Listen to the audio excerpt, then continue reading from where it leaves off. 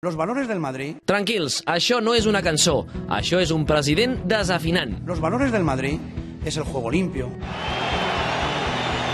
el respeto. ¿Por qué dicen que eso no es señorío?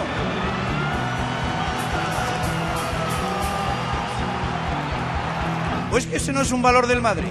Els valors del Madrid ara mateix els representa un home malcarat, agre, aspre, obsessionat, desesperat.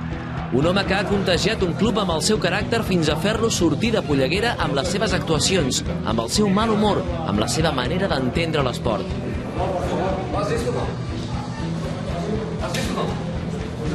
Tots ho van veure, Mou. El teu estil et persegueix. Quan Altintop fa la falta que provoca el gol de Sena, el primer que se t'acut és anar a buscar Granero, que no havia jugat ni un minut. Granero havia fet la falta diumenge passat, que va significar el gol de Cazorla.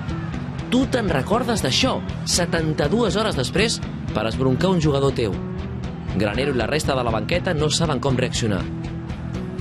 No hay rueda de prensa del Real Madrid, pues acaba de informar el Departamento de Comunicación. Decideixes que ningú parli, com si hi hagués hagut un gran escàndol, l'escàndol del Madrigal. Però ja no s'ho creuen ni els més entregats a la causa, ni per a més, vaja. Has contagiat de tal manera l'equip que tens la teva estrella desesperat, intentant solucionar el partit ell solet des del principi. Cristiano juga amb ràbia, acarnissat, i per això celebra el gol d'ahir com si fos el d'una autèntica final de la Champions. Que Pepe perdi els papers no és estrany, però un paio tan tranquil com Ozil acaba també expulsat i barallant-se amb la grada. Són les noves maneres que tu has imposat en un club centenari. Els valors del Madrid.